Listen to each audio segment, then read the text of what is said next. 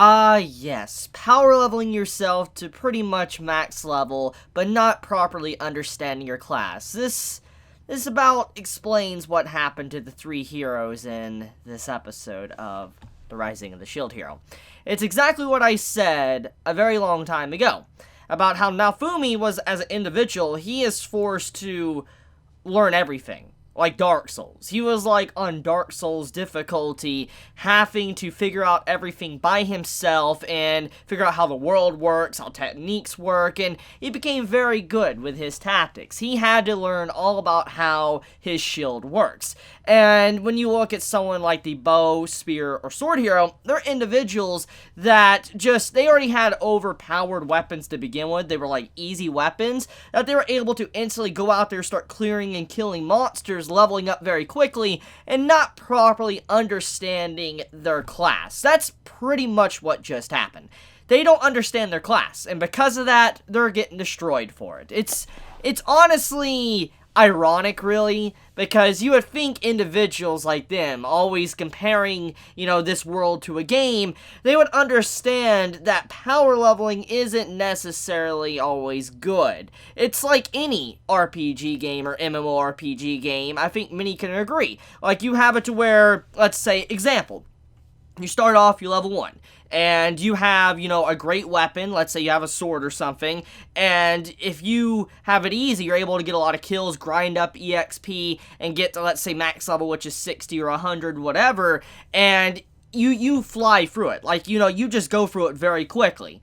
But the thing is that because of you flying through it and not really, let's say, going out of your way, discovering different items, gear, weapons, abilities, and unlocking them, it makes it to where you rush to the max level. You may have the stats or the requirements to equip certain things, but it doesn't mean that you should be there to use them because you don't even properly understand, your class at that point. And that's honestly just amazing. I really have to say that I do like that aspect of what is happening to our characters in this episode, because it fits in with what would happen with individuals that just want to rush through a game instead of taking their time.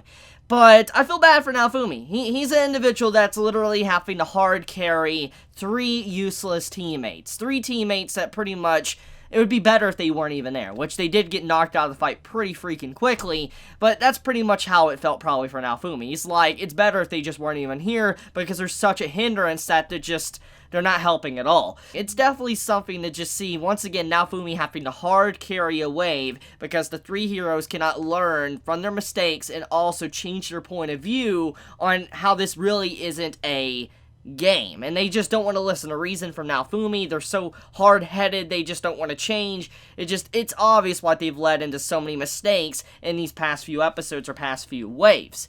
So, anyways, let's get right into it. So this episode reveals that Lark and his companion is an enemy. It's honestly sad. It's pretty freaking sad. Like, I'm really sad right now because I really liked Orc. He was really an awesome character. As I said in my last episode review, it was something that the series really did need.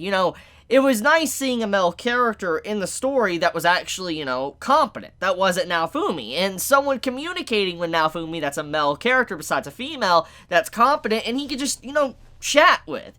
And I really enjoyed the last episode because of that. And it's sad to see it was just too good to be true, and Ark is actually an enemy that's working with Glass and trying to take down the heroes. It's sad because I really wanted more of Naofumi interacting with dude. Like, I'm assuming we're going to get a lot more of it in the future, but I mean, I wanted more of, like, friendly conversation. Like, the 2 characters being able to be in the same party, going side by side to their next adventure. I wanted more like that, but clearly, we're not going to get it, which, like I said, is just overall freaking sad. Which, by the way, let's analyze the characters for a second. Ark, Glass, and all that.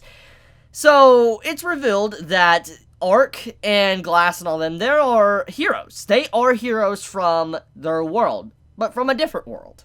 Which is definitely a big revelation.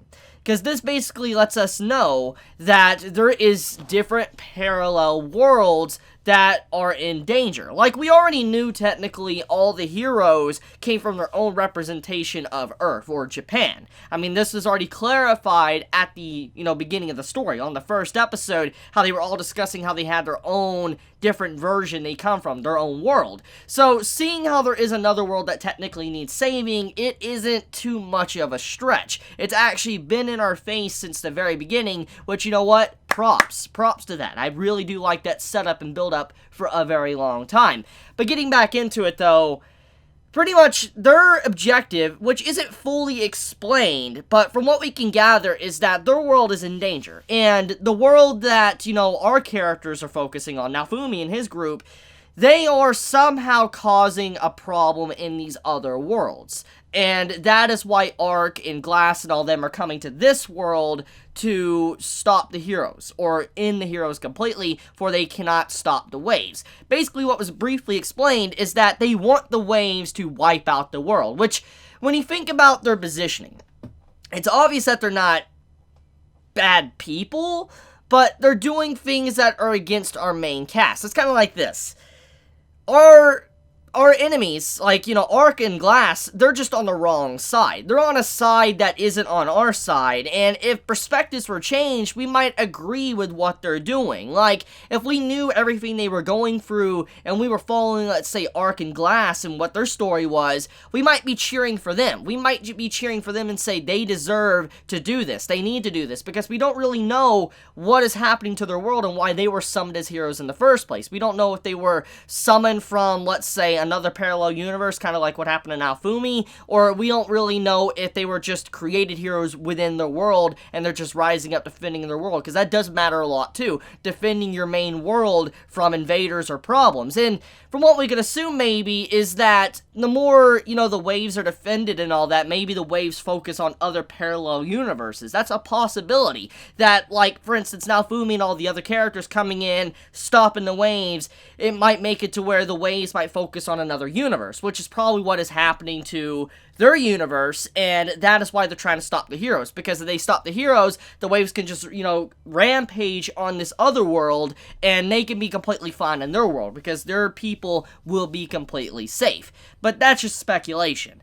So yeah, I think there is definitely a lot going on, and I don't think Arc is necessarily a bad person either, because when you look at his interaction with Naofumi in this episode, it's clear as day that he did not want to harm Naofumi. Like, he was really regretting the fact that Naofumi was his enemy, but he was also regretting the fact of just how people have to get hurt. Like, you see how he allows the people with the Queen, all the individuals on the ship, he destroys the ship to where they can't really move, but then you have it to where his group puts out the fire to where they're not going to get hurt, which kind of goes against what he was talking about, how he wants the world to be destroyed. But it seems like he doesn't necessarily want to be responsible for maybe certain individuals' innocence or whatever to die. It looks like he just has a bone to pick with the heroes, which I think maybe they have more of a role to play and the reason why they need to protect their world. Regardless, though, it's quite the intense episode, a lot of revelations to the story, and I think many are going to be very excited to see what's going to happen next, because that final moment of the episode with Glass popping up definitely makes the battle a lot harder than it is, because it's clear that Glass is a lot stronger than Naofumi and Arc. Like, she popped up a while back, she was already incredibly powerful, she knew how to use her abilities, and then now you see she's back again, and she wasn't clearly going all out in that moment against Naofumi when she popped up, and she talked about how he was definitely a lot stronger to be able to reflect her stuff like, he was doing. So, I do think that Glass has probably become a lot stronger, and she's probably going to be the hardest person to fight on that group. Like, I think Arc is going to be difficult, but Glass, I think, is just even stronger because she just does so much damage from her range that it's really hard for someone like Naofumi to be able to deal with, because, he's gonna have to move very quickly to protect everyone. But okay, anything else really left to get into? I guess, one last thing to really talk about is how competent the Queen is. The Queen is making me very happy to see her a part of the group, because the king, as we know, the king of Melamark, he wasn't really helping much at all in the waves. He wasn't teleporting or sending anybody to really help out much. It's seeing how the queen was actively working with Naofumi to get things done. That just shows a major difference for the story and just how the public is now behind Naofumi and helping out the heroes. There's more organization going on. So it's definitely, something that's really good to see, but I think what's really going to change these fights now is if the other three heroes can get their act together and realize that they need to actually change their viewpoint on how the world works and try to work with Naofumi properly. But only time will tell if that actually happens.